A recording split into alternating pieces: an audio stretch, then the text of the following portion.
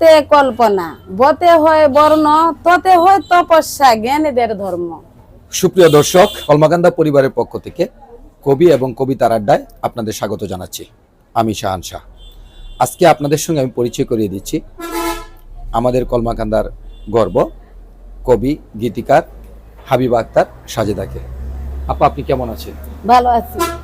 এ পর্যন্ত আপনার কয়টি বই বের হয়েছে? আমার এ পর্যন্ত 4টি বই বের হচ্ছে। কি কি আমরা শুনতে পারি?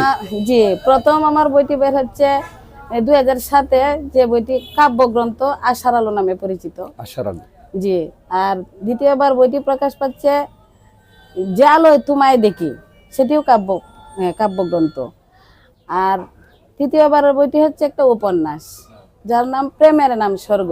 প্রেমের নাম স্বর্গ। জি। আর চতুর্থবার বইটি বের হচ্ছে সুরে সুরে তোমায় ডাকি, একটি গানের বই। এটা গানের বই। জি, আমরা দেখতে পাচ্ছি, আমি অনেকগুলি পড়েছি, এটা একটা গানের বই।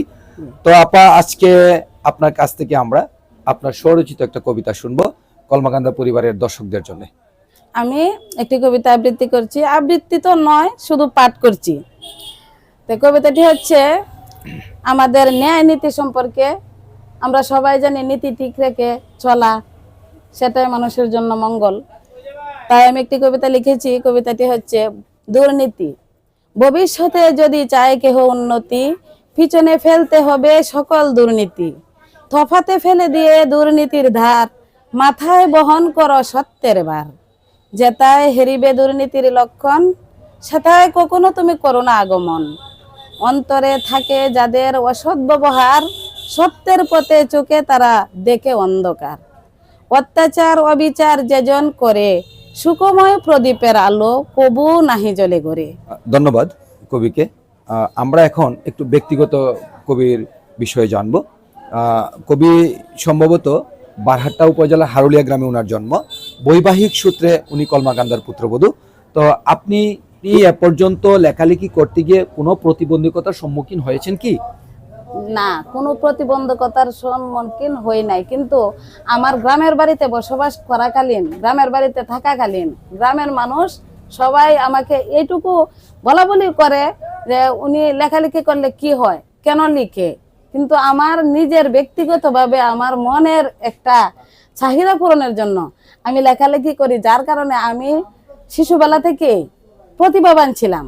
স্কুলে যখন পড়াশোনা করি তখন আমি মেধাবী ছাত্রী ছিলাম। মাদ্রাসা যখন পড়াশোনা করি তখনও আমি মাদ্রাসা আমাদের ফার্স্ট ছাত্রী ছিলাম। কিন্তু ভাগ্যের দোষে আমি উচ্চ শিক্ষা শিক্ষিত না হওয়ার জন্য আমার ভিতরের মধ্যে একটি আঘাত, সেই আঘাতটা আমি এই ভিতর থেকে এমনি প্রকাশ করার চেষ্টা করি। আমি খাতা কলমে লিখতে শুরু করি। এই হলো আমার লেখার শুরু। তাহলে আপনি আপনার ভালো লাগা থেকে আপনি লেখাটা লিখেন। জি, হ্যাঁ। তো আমি আরেকটা বিষয় আপনি জানতে চাই। আপনি যেহেতু বলছেন মাদ্রাসায় আপনি লেখাপড়া করেছেন, তো আমরা এই বইতে আমি দেখেছি যে আপনি 4র্থ শ্রেণী পর্যন্ত পড়াশোনা করেছেন। আসলে আপা, আপনার এই শিক্ষাগত যোগ্যতা দেখে আমি একটা বিষয় তুলনা করছি যে ভারতের বিখ্যাত কবি হালদার নাগ, হ্যাঁ, তো উনিও 3য় শ্রেণী পর্যন্ত পড়াশোনা করেছেন এবং উনি কিন্তু ভারতের সবচেয়ে বড় পুরস্কার পদ্মশ্রী উনি লাভ করেছেন। আপনিও যেন আরো বড় বাংলাদেশের সবচেয়ে বড় পুরস্কারটা পান, সেটুকু আমরা প্রত্যাশা করছি। আমিও আপনাদের কাছে এটাই কামনা করছি। আল্লাহর কাছে আপনারা সবাই দোয়া করবেন, আপনাদের মনের বাসনা যেন আল্লাহ পূরণ করে, আমার মনের আশাও যেন আল্লাহ পূরণ করে। শেষ আরেকটা কবির কবিতা শুনি আমরা আমাদের আজকের কবি এবং কবিতার আড্ডা শেষ করব। আচ্ছা, আমি এখন যে কবিতাটি পাঠ করব, কবিতাটির নাম হচ্ছে কবিতা কি, কেন আমরা কবিরা লিখি। কবিদের মনোভাব নিয়ে আমার কবিতাটা।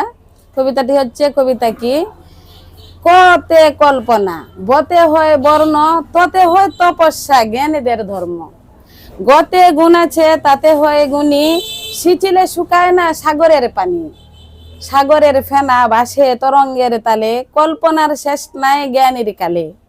কল্পনা করে সে ভালোবাসার কবি, অনুধাবন করে লিখে পৃথিবীর ছবি। পৃথিবীর ছবি যারা হৃদয় মাঝে লেখে, ঘরে বসে বিশ্বভুবন কল্পনায় দেখে। চরণ হতে আপন কেশ, ইহাতে যা আছে, দিবস জামি প্রশ্ন বাজে বিবেকের কাছে। দেহ আর ধরা নিয়ে কতুপকতন, নিস্তার নাহি আর সারাটি জীবন। প্রবাহিনীর চলতি সলিল থাকে সর্বদাই, গ্রীষ্মে শীতল পরাণ সমীরণ লাগিলে গায়ে। জামিনীর শেষে কামিনী ফুটে লাগে মনোহর, এই কি তোমার অভিলাষ হে জগৎ ঈশ্বর। এসব কিছু দেখে তারা থাকে ভাবনায়, রূপান্তর করে সব লিখে কবিতায়। রাত দিন বাছাই করে ভালো আর মন্দ, মনের স্বাদে লিখে তারা কবিতার ছন্দ। ধন্যবাদ কবি আপনাকে। ধন্যবাদ সবাইকে।